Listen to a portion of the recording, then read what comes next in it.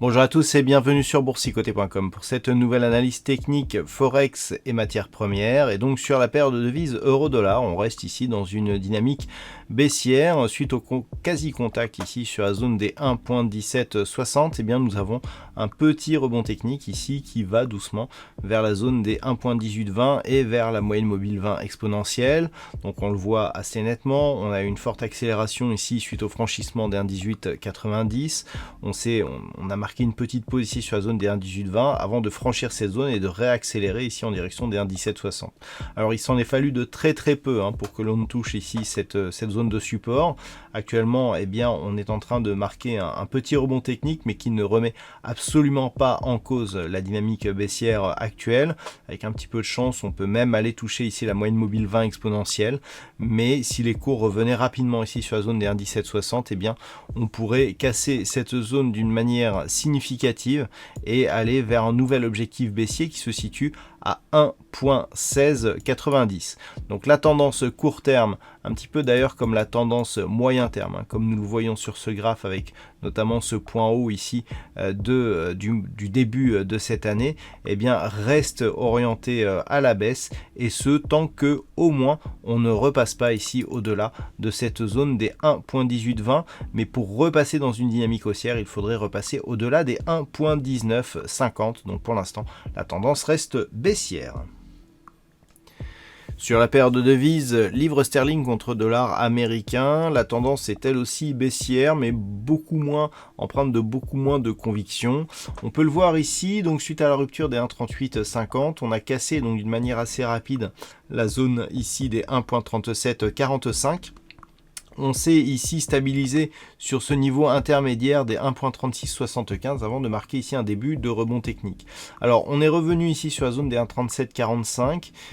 Il semblerait d'ailleurs que cette zone soit un peu moins significative actuellement. On pourra redescendre ici cette zone de support sur ce niveau des 1.38 pour supprimer ici cette zone horizontale. Et d'ailleurs on voit ici que la zone des 1.38 et la zone qui était support ici sur cette phase là, on est presque venu la toucher ici. On a eu franchissement, résistance, et pour l'instant elle est encore résistance ici sur cette phase. Et tant que l'on en est là, même si on vient ici dans une configuration marquer un contact avec la bande de Bollinger supérieure, tant que l'on ne passe pas durablement ici cette zone des 1.38, on restera dans une dynamique plutôt baissière. Donc il faudrait confirmer ici, on le voit d'ailleurs sur les indicateurs, avec notamment les histogrammes du MACD qui n'ont que très peu d'amplitude et qui sont déjà en train de se retourner. Donc pour l'instant, le mouvement très court terme actuel s'apparente plus à un rebond technique qu'à un mouvement d'impulsion.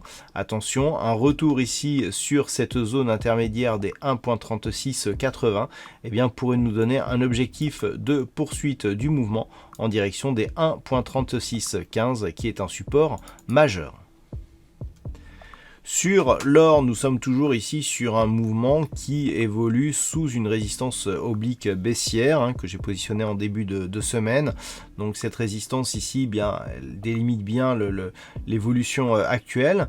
Mais là où j'anticipais une rupture de la zone des 1720 $ l'once, on peut remarquer que cette zone là aussi résiste bien. Il semblerait même que les attaques se portent plus ici sur la phase de résistance.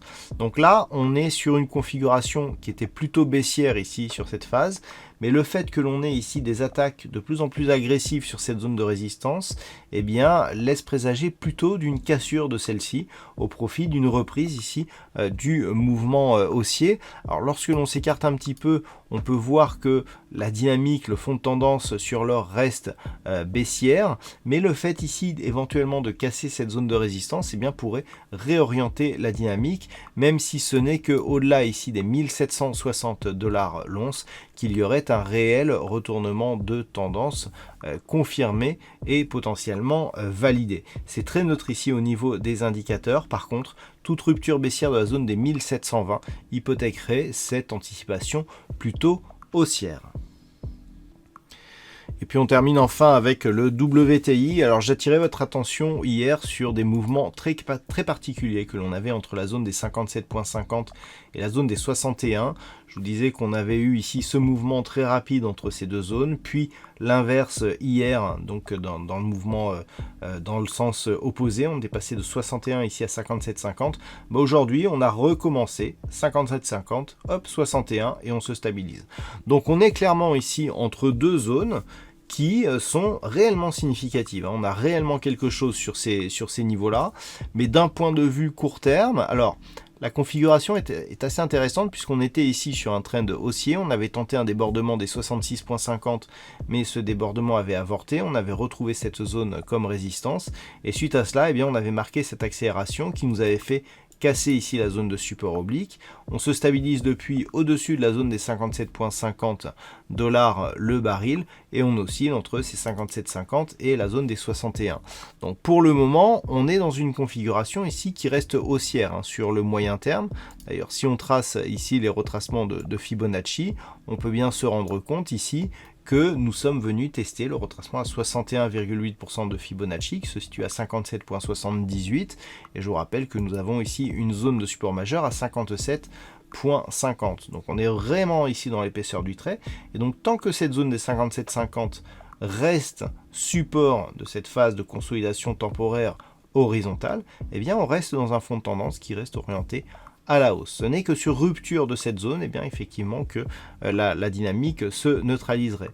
Et un petit peu comme ce que nous avons eu sur le CAC cette semaine, si on repasse ici au-delà du retracement à 38,2% de Fibonacci, eh bien on commencera à remettre un petit peu de pression haussière sur le WTI, avec comme objectif un retour sur la zone ici des 66,50 $ le baril.